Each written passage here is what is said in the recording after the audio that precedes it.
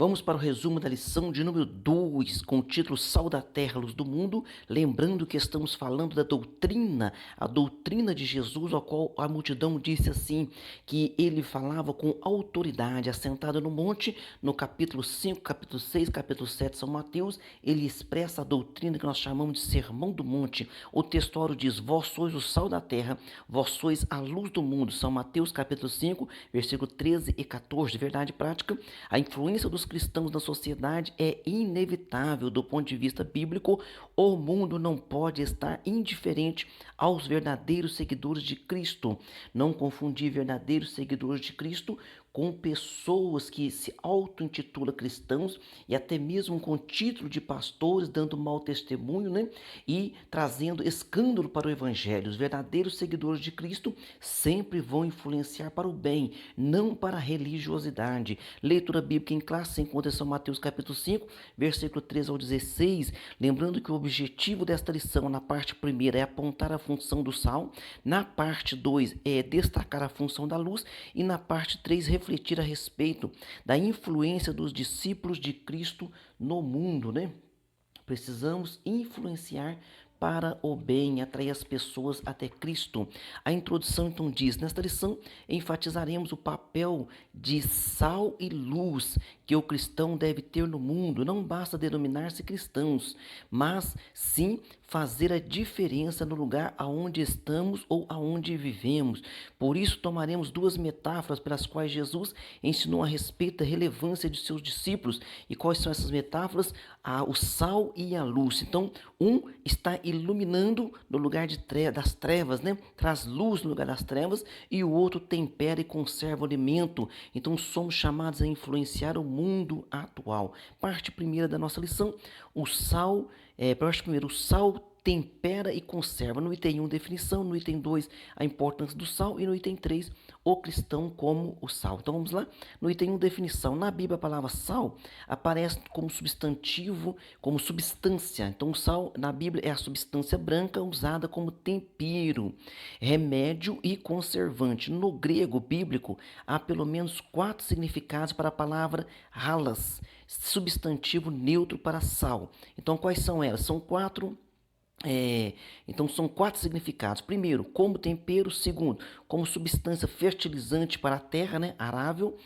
Terceiro, como substância que conserva os alimentos da deteriorização. E quarto, como sabedoria e graça no discurso. Então também o sal também significa isso, sabedoria e graça no discurso. Tanto é que Jesus diz, se o sal se tornar insípido, para nada presta. O que significa para nada presta? Significa tornou-se tolo, tornou-se louco, não vai ter credibilidade, né? No item 2 aqui da parte primeira, importância do sal. Podemos dizer que o sal tem a função de dar sabor, pois um alimento na medida certa de sal, ele é saboroso. Essa função simboliza a vida moderada, equilibrada, de modo que traz uma ideia de boa influência do crente sobre o mundo. Então, é um alimento, quando você coloca o sal, ele traz um sabor. Sem sal fica sem sabor, mas com muito sal também fica, não tem como comer. Então você veja bem que tem que haver um equilíbrio, né? E o sal também, antes, né, de haver a tecnologia da refrigeração, o sal era usado para conservar. Então quando você colocava o sal na carne, esfregava o sal ali, então aquela carne ficava, ela poderia estar conservada e durar muito tempo. Então o sal também é como conservante, colocava então nessa salmoura.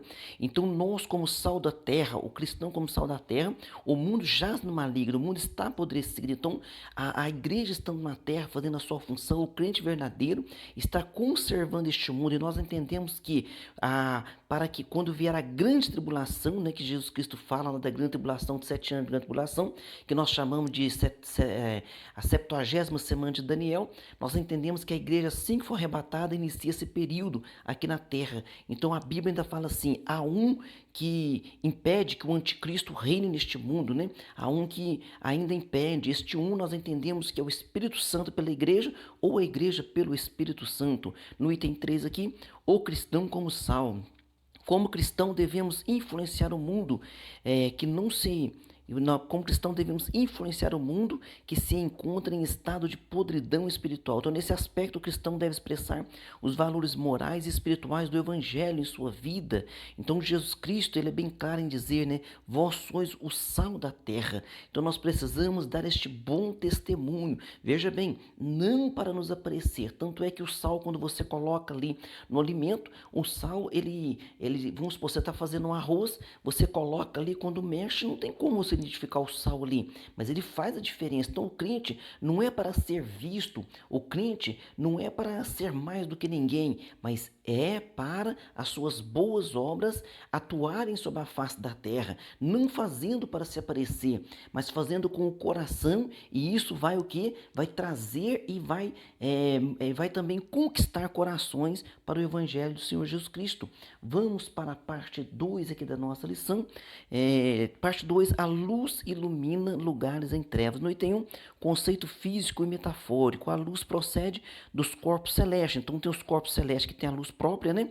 As estrelas, por exemplo, o Sol, e tem os corpos celestes que refletem a luz, por exemplo, a Lua, os planetas. Então, o Sol tem a luz própria e ele brilha, né? Ele irradia o seu brilho. A luz não tem, a Lua não tem luz própria, mas ela reflete a luz do Sol. Nesse sentido, também nós costumamos dizer que Jesus é o sol da justiça, e nós, porque Paulo também chamou os crentes de astros que brilham neste mundo. Então nós entendemos que nós refletimos essa luz de Cristo em nós.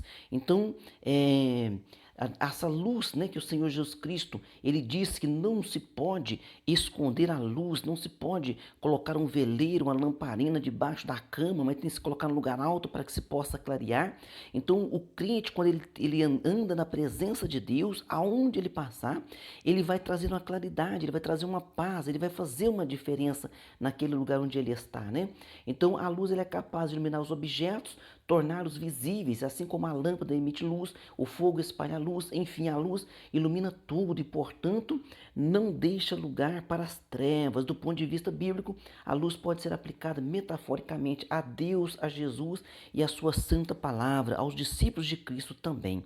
No item 2 aqui, o cristão como luz. Então, nas palavras de Jesus não há dubiedade, quer dizer, não há duplo sentido. Observe que ele não disse assim, ó, vós deveis ser a luz, mas ele disse assim, ó, vós sois a luz. Então, no reino de Deus, o que se espera do cristão é que ele seja e viva como luz. Então, o crente tem que ser um crente de verdade. Não que o crente ele tem que ser santo demais, perfeito demais, porque ninguém é santo demais, ninguém é perfeito demais.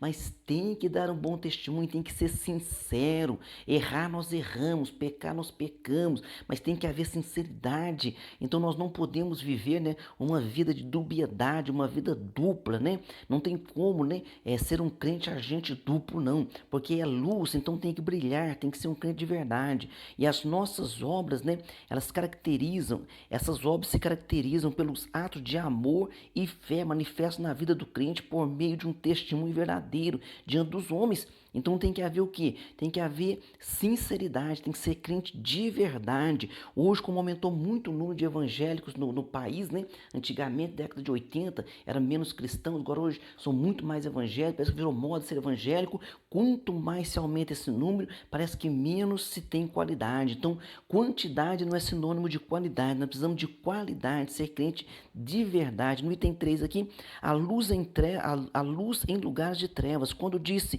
que não se pode esconder uma cidade edificada sobre o monte, Jesus referia-se à impossibilidade de esconder o brilho da luz. Você que está me ouvindo, imagine você andando de noite, né, numa viagem, que você está viajando de uma cidade para outra, e você observa, quando você está no lugar mais alto, você consegue enxergar cidades ao longe, assim, clareando, né? Você vê aquele brilho e fala assim, ó, é a cidade tal, para aquele outro lado é a cidade tal. Por quê? Porque no meio toda aquela escuridão, então aquela luz se destaca. Então o crente, Jesus está dizendo, vós sois a luz do mundo. Entretanto, é preciso atentar para esta verdade bíblica. O cristão não pode manter sua vida como luzeiro pela própria força. Então você não será luz pela sua própria força, mas por intermédio do Espírito Santo que nos fortalece. Então sempre será a graça de Deus sobre a nossa vida, viu?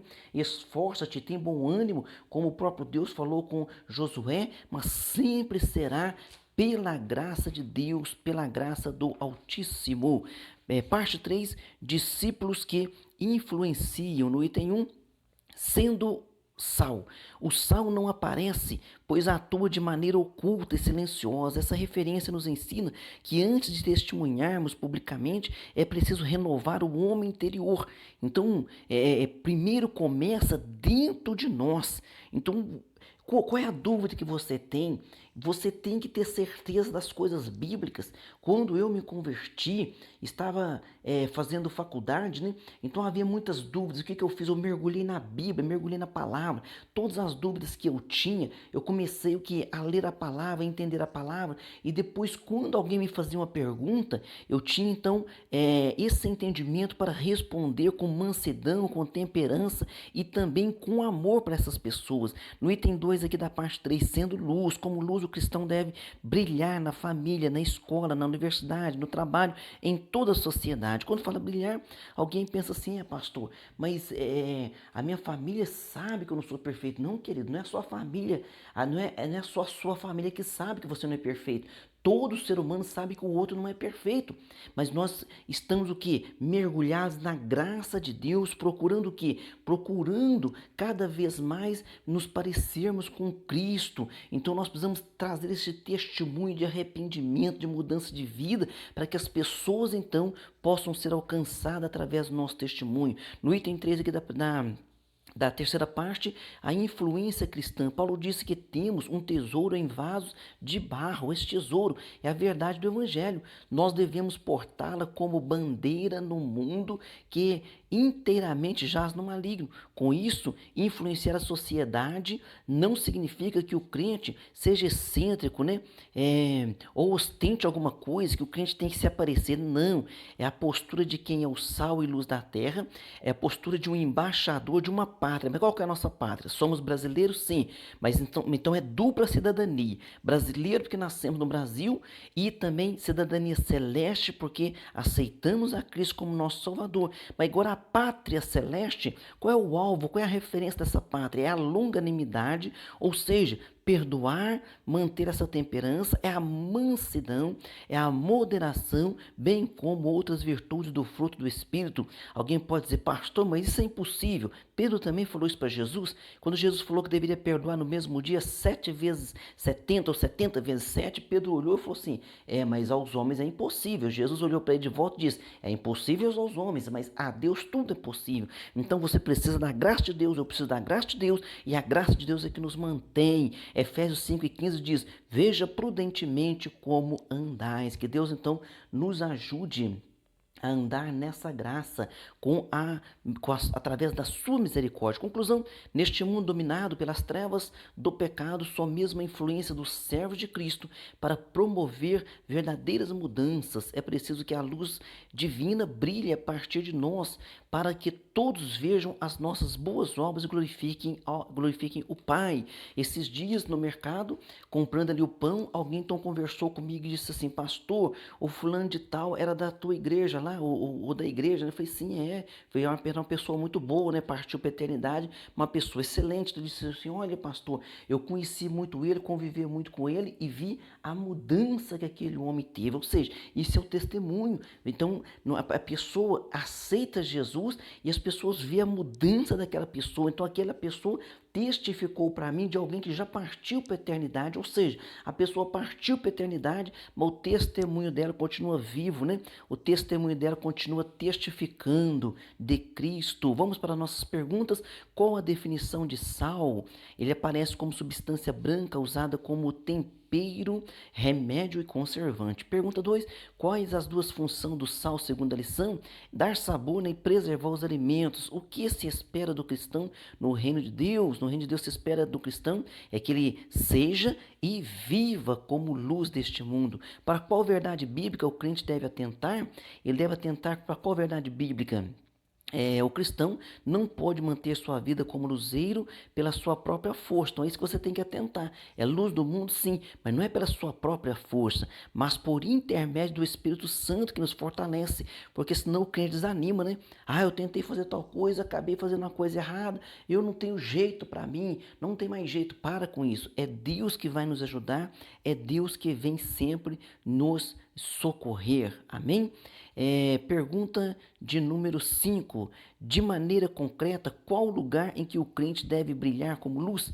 Então, o crente deve brilhar como luz na família, na escola, na universidade, no trabalho, em toda a sociedade. Ou seja, por onde você passar, você é luz e você é sal. Quando fala sal, é quando as pessoas tratam conosco, porque o sal, somente quando a pessoa está fazendo a comida ali, ele põe um pouquinho na mão, experimenta ver o sal. Então, o sal é quando a pessoa trata conosco, experimenta ver que nós somos diferentes. E luz é o nosso comportamento, é o nosso jeito, né, de vestir, de falar, de andar, de comportar. Então, de longe a pessoa diz: lá vai um crente, está andando ali um crente. Amém?